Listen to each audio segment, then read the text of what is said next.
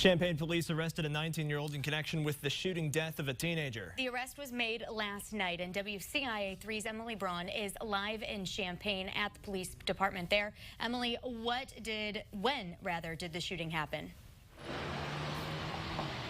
Christy, it happened on August 28th of last year, and this was the shooting death of 16-year-old David Sankey. Police found Sankey near Paula Drive in Larkspur Lane that night after he'd been shot in the head. Last night, they arrested 19-year-old Darian White on Crescent Drive in Champaign.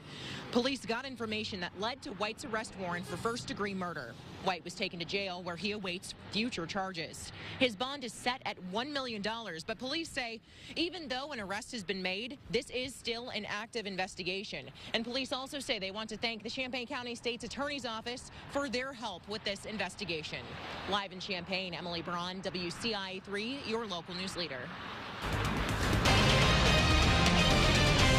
So today we're going to stay cloudy and we're going to notice more of the rain late into the evening and into the night. So hey, the kids not going to have to worry about it today. Don't think they're going to have to worry about it either heading home. So make sure to just keep the rain gear at home. And then as we head on into tonight, if they're going to be heading out, make sure to have it at least nearby. But we don't even anticipate a high chance tonight unless you're closer to I-70 where we probably will see some of those higher chances in place. But that doesn't mean we're going to get a lot of sunshine. Currently here in Charleston on your Roofy Dog iNet First Bit Sky Cam, it's just cloudy and gloomy with that temperature around 49 degrees, and we're noticing that slightly cooler air mass currently in place for us with those numbers that are expected to stay around there for the next couple of days. Now, satellite and radar pictures showing the rain moving off to our east, and it shows more of those whitish colors showing up across the eastern half of central Illinois. Guess what? Those are the thicker clouds. There's still clouds farther to the west, too, so just because you don't see them as much farther to the west, closer to Springfield or Lincoln, doesn't mean they're not there. Throughout today, skies will provide a lot of cloud coverage. We'll see that the moisture does begin to build as we head on into the evening. The tiny chances of rain on the way will pick up a little more throughout late tonight and heading into the earlier part of tomorrow. Overall, though, Saturday probably going to be one of the drier days that we see here into the next 7-day stretch. Sunday for sure with 71 and sunshine on the way there, but we'll talk about the rain chances that find their way back in starting up on next Monday and last through a good part of next week coming up. Christy, Aaron. Adam, thanks. We have an update to a story we told you about on Tuesday. Domino's in Danville is offering $5,000 to anyone with information about who killed Terry Gaines. Gaines was shot and killed after delivering pizza. Some people have hung signs on a window at Domino's pleading for a stop to gun violence. They're asking other people to become part of a change.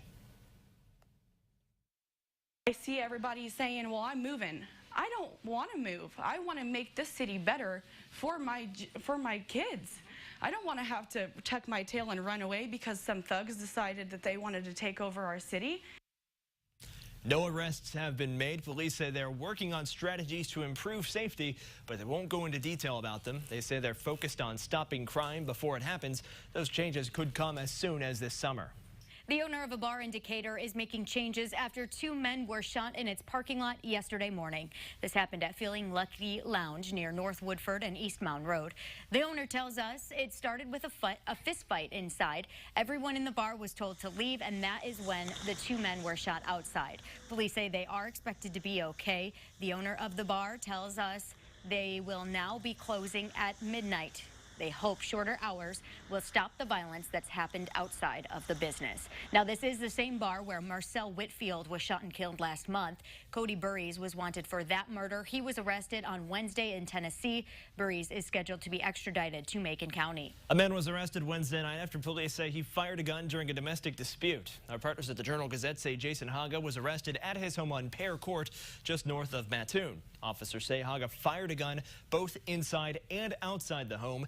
No one was hurt. Haga is charged with reckless discharge of a firearm, assault, and domestic battery. He's being held in the Coles County Jail without bail. The Monticello Boosters Club treasurer accused of stealing is asking for a jury trial. Sherilyn Droge pleaded not guilty last week. She is charged with theft. Police say she stole more than $500 from the Boosters Club. She stepped down from her position as treasurer. Lawmakers are closer to derailing a plan for one town to get a $20 million ICE detention center. A bill that would ban private detention facilities passed the House on Wednesday. In March, Dwight in Livingston County okayed construction of a detention center. The legislation would block every local or statewide unit of government from entering into an agreement for the detention of people in a facility owned, managed, or operated by a private entity. The bill is now heading to the Senate. There was a vigil in Champaign last night following last weekend's deadly synagogue shooting in California. One woman was killed and 3 others were hurt when a 19-year-old opened fire there. John Ernest is being charged with murder.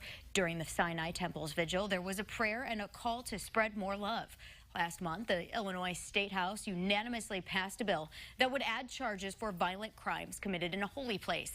People who use a weapon in a religious institution would serve up to 15 years in prison. People have noticed this bridge in Villa Grove is in bad shape, but IDOT says it won't be like that for much longer. It runs across the Umbra River on Route 130 as you enter southbound into the city. Hundreds of people drive across it every day. The deterioration is causing people to wonder if anything is being done about it.